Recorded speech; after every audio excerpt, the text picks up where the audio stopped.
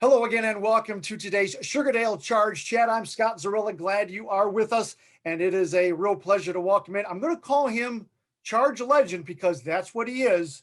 Charge Legend John Holland. John, great to see you again. Great to catch up. How you doing? Thanks for joining me today. Great to be here. Great to see everybody.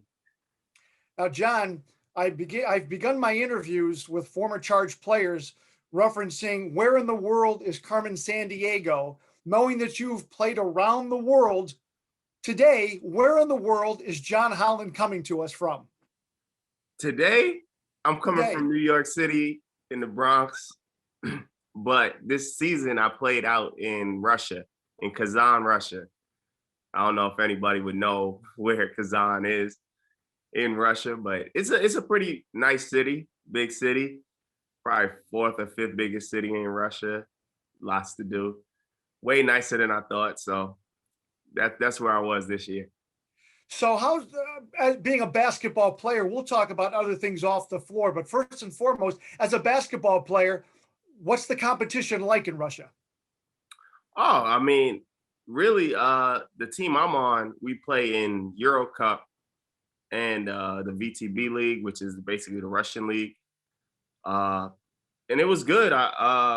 We actually made it. We qualified for Euro League, so next year we'll be in Euro League.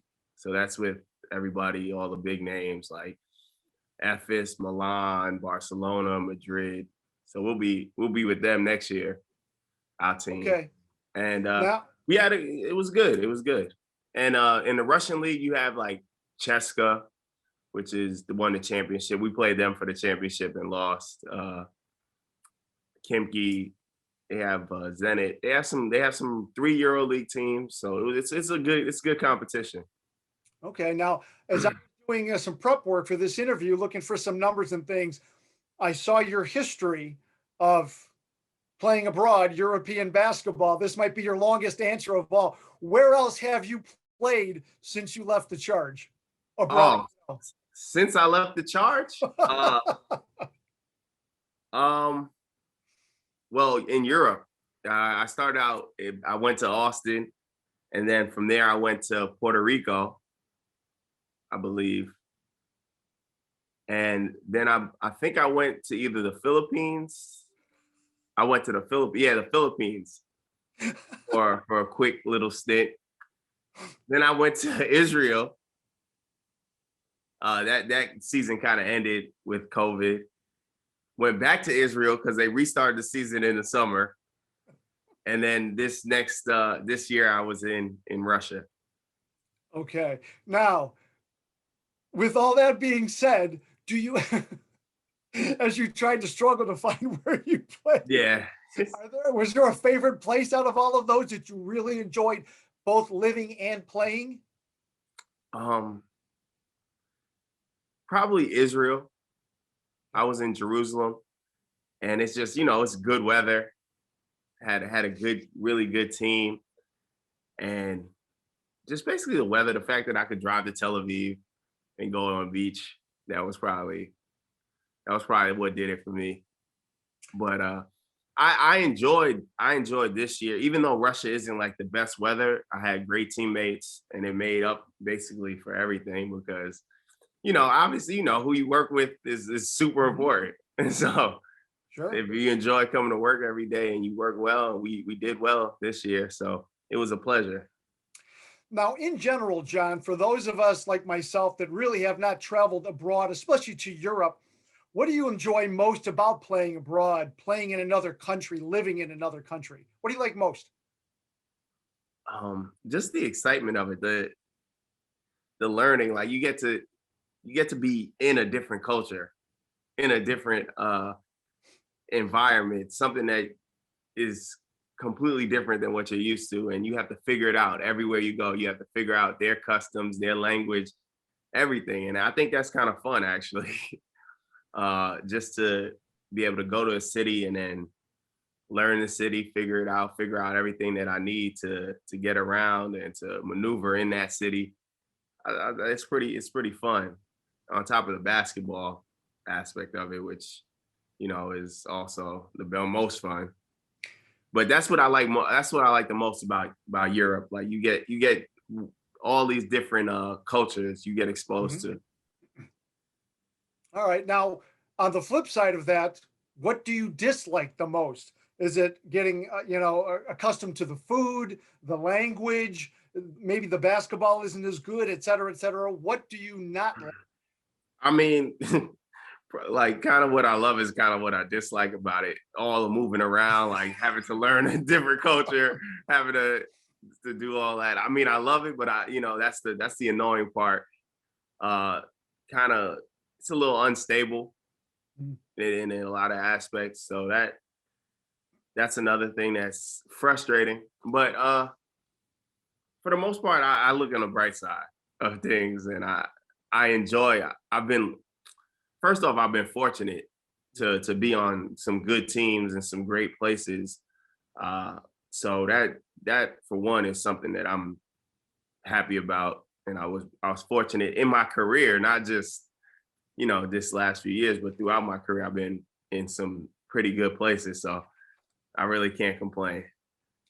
All right. Now, John, we've talked international. Now we want to talk about your time with the Charge. And this may take me a moment to run through just some of what you accomplished with the wine and gold. I'll try to make it quick. 3 seasons with the Charge between 15-16, 17-18. You played 2 games in the 18-19 season. 99 games, if my math was correct. You averaged 19.1 points per game. You were the impact player of the year and third team G League in the 2017 season. In the 16-17 season, you averaged a career high 22.8 points per game, including 43. I don't know if it was that year, but the 43-point game at Maine, we're going to talk about that. Yeah. Led the team to the playoffs in the 15-16, 16-17 seasons, and also played 25 games with the Cavaliers on a 2-way contract. Pretty impressive. Yeah, I mean, You hear all those numbers. My time in Canton was amazing. I love it. That's the best. It's probably the best years of my career, actually. I was going to say, when you hear those numbers and you think back, they're really impressive numbers and accomplishments. What are your thoughts on that portion specifically of your career? Honestly, that's probably like I said, it's probably the best part of my career, because a lot of people don't know how hard it is in the G League to even do anything, to get out, to be out there. There's so much competition, there's so much talent in the G League, that to be able to do that, I think I was playing some of my best basketball of my life.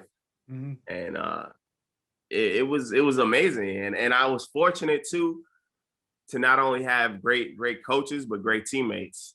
So I started out with Jordy, and then obviously Nate, and those are two amazing coaches to have and to be able to work with.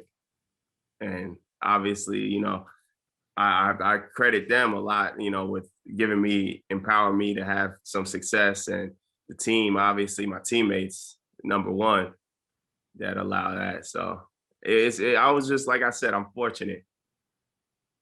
John, there's a lot of folks that really they don't pay attention to the G League, so they don't understand it, and they kind of look down their nose at it. But how would you say that the G League specifically, and your time on your 2-way with the Cavaliers, has really helped your career and your confidence and your game itself to help you as you've played abroad? Oh, because in the G League, if you can make it there, you can make it anywhere. Like, you have to really be a dog to be successful in the G League, and to have, and it's not all physical. It's a mental grind. Mm-hmm. You have to be strong mentally, and I think that's the biggest thing that I got out of the G League, is to have that mental strength to go past anything that might seem like a roadblock, or something that, because there's this travel, Mm-hmm. there's so many factors and so many things that can stop you if you let it. Yeah. And I think just having that mentality, and the mentality that the G League gives you as a player, you can see, like, the players that have been through it, and I'm not just talking like for a little bit, but actually really been through it. they're different. They're different mentally. They're the way they're made up. They have an appreciation for everything, and they understand the grind. They understand what it is. So I think that's the main thing that the G League brought to me, that confidence that, I could play anywhere, if I could play here, if I could do this, it doesn't matter what situation, whatever I encounter, I could be successful. John, I want to take that one step further. You mentioned about, the mental part of it. The G League is an interesting league in that, on one angle, it's very selfish. Everyone is trying to get to the next level. But at the same time, you all are in the same boat. So there's that camaraderie of Yeah. we're all in the same boat trying to do the same thing. You know what I'm saying? That mix.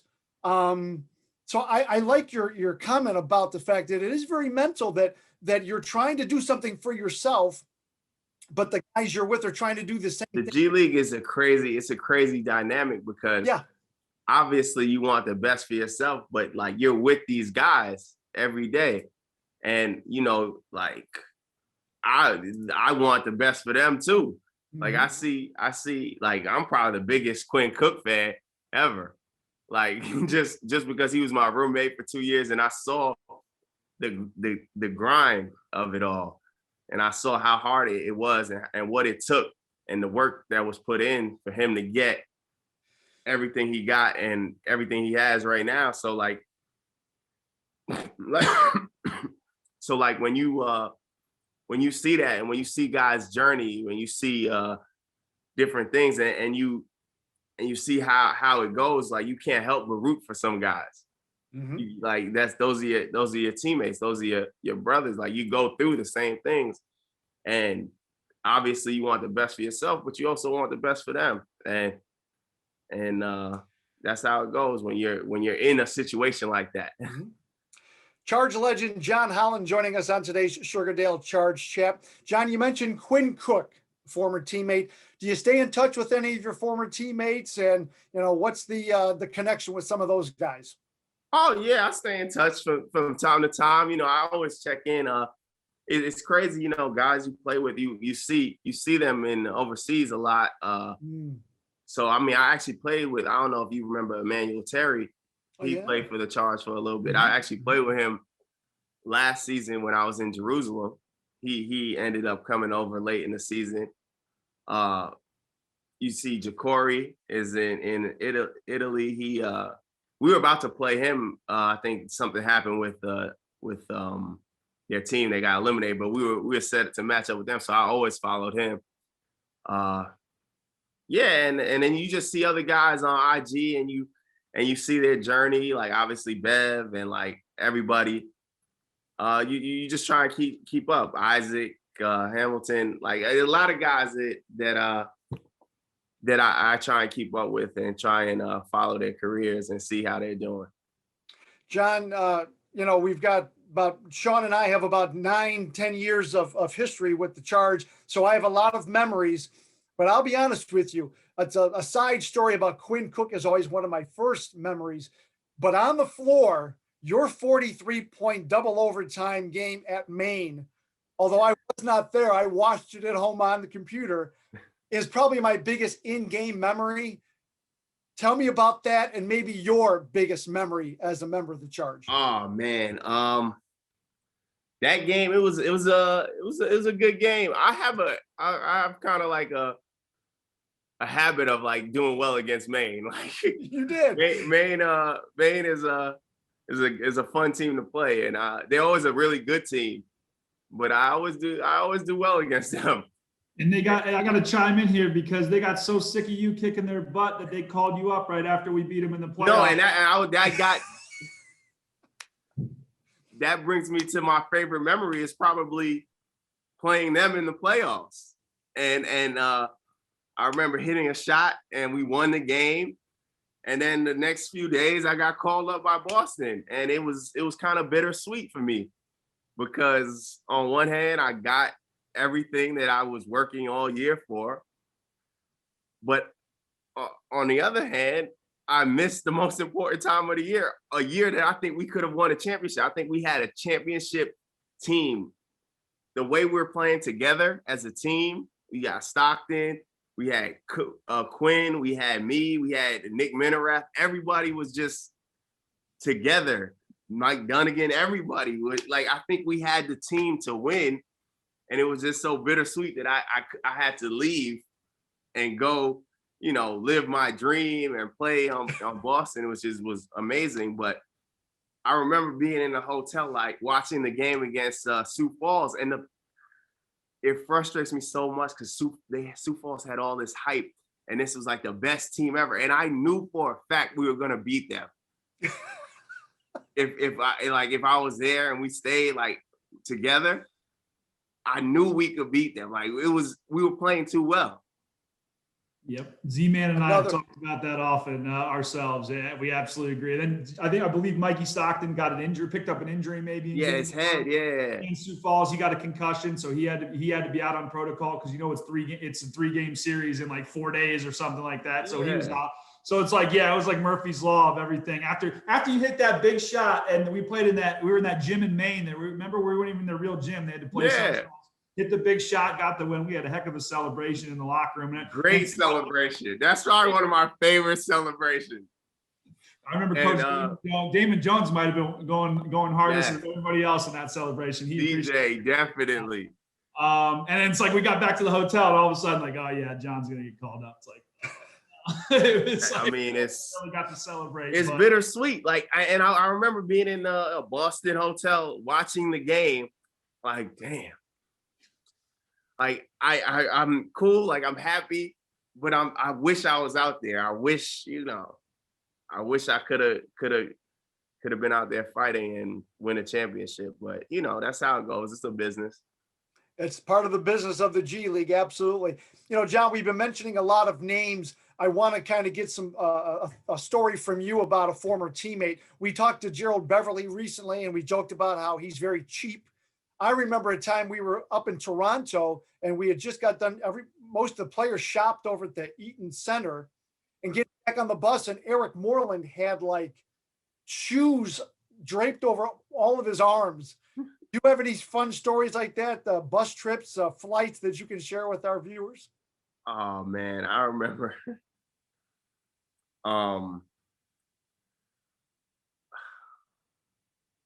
Well, I remember a time where I don't know what happened with the flight, but like I couldn't get on it.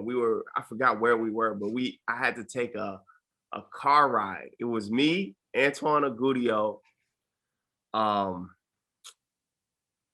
forgot who else was there. Maybe it might have been KO. I forget who. And then who was driving us? I forgot his name. Before Josh.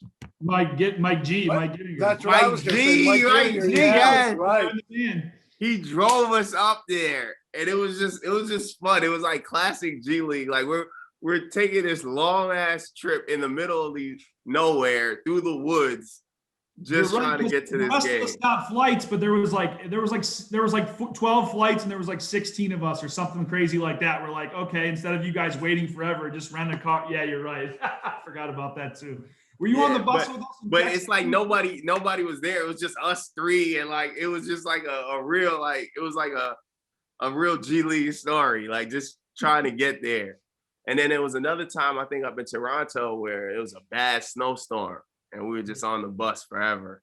Yeah. It was already like a 7-hour ride that took like 10 hours. I think that's the thing that broke Perk's back. Yeah, he just said, I can't do this anymore. That was the Coach Nate. It's like, do we stay another night or do we drive and just forge through it? Yeah, we're forging through it, Coach Nate. Yep. Let's go.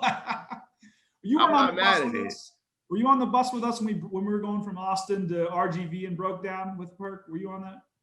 No, I don't think I was on there. Yeah. Well, I remember Dunnigan with me that one. So yeah, that's a different one. But yeah, every year there's always a couple G League travel horse. Just the way flights get canceled, it's tough to get to Portland, Maine, and different places, and you just got to make. Hey, but we got a union now, so Yeah, that's true. Yeah, we're moving up. That's right. Well, that is inherent of minor leagues, no matter what sport you're talking about. The fun bus trips, breaking down, etc. You know, John, there's a lot of fans that are watching this right now and reliving the memories and smiling and laughing with us. But, you know, in all sincerity, you were, I mentioned right off the top, a Charge legend. You know, arguably, you're the best player statistically, impactfully, that the organization has had in Canton. But for the fans that are watching right now and remember you, you were a fan favorite. What was your relationship with the fans with the Charge? I mean, I love the fans. I love the city.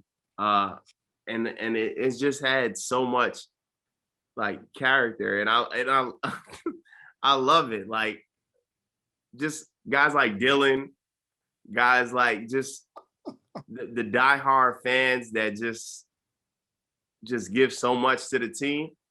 I mean, I used to love going out there and playing for them. And it doesn't matter how many people in the stands. I used to enjoy it because it was real. It was real. You know, you go other places and you know, people obviously it's bigger, it's you know, lots of other people. But you knew when you played there, everybody who was there watching you wanted to see you play, and it meant a lot.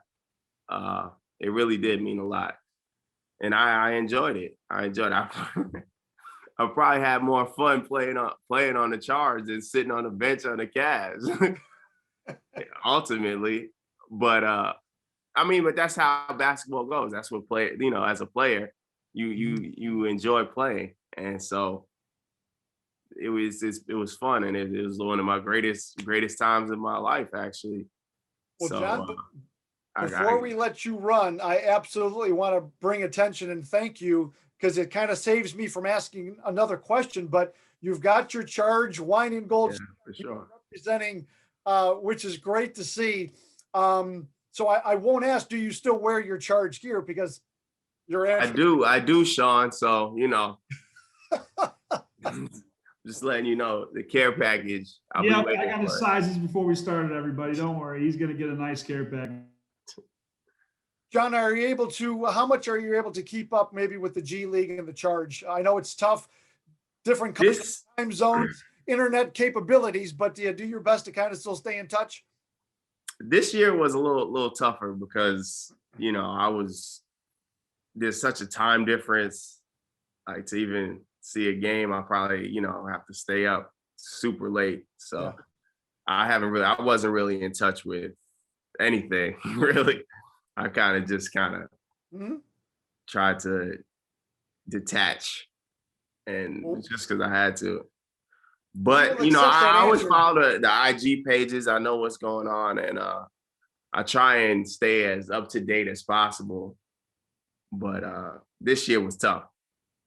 Well, also, it was a bubble. It was a little bubble, so like it was a different feel. It wasn't like that many games to follow. Like. Sure. Well, like I said, it's not, we're not going to hold it against you because again, zones, and I'm not even going to begin to ask what time it was when it's a 7 o'clock game in Canton. It was a 7-hour time difference. So that's how much? 7-hour time. Okay. Difference. Well, yeah, I hear you. So, but again, you've got the wine and gold, and that certainly will, you know, we'll take that all the way through. Unless Sean has something else that he wants to add or ask. Sean, anything else? Only thing I'm saying is it's just nice to always catch up with you, man, and hear the fond man. I know Z-Man and I, we've been around since the beginning. So just every time we see each other and we're talking, we reminisce like this all the time as it is, because we feel like you do, man. We feel like it's the second greatest basketball league in the world with so many good people and so much good talent, and see guys like you living out your dreams all over the world. And we miss you when you're gone. But like you said, it's bittersweet because we love to watch you go all over the world and play and follow you. And it's just a pleasure to always see you and catch up with you, man. I appreciate you guys for all the work that you guys do for everybody in the G League and all the players and the fans. So I really appreciate it. That's John Holland, Charge legend, joining us on today's Sugardale Charge Chat. Thanks, John.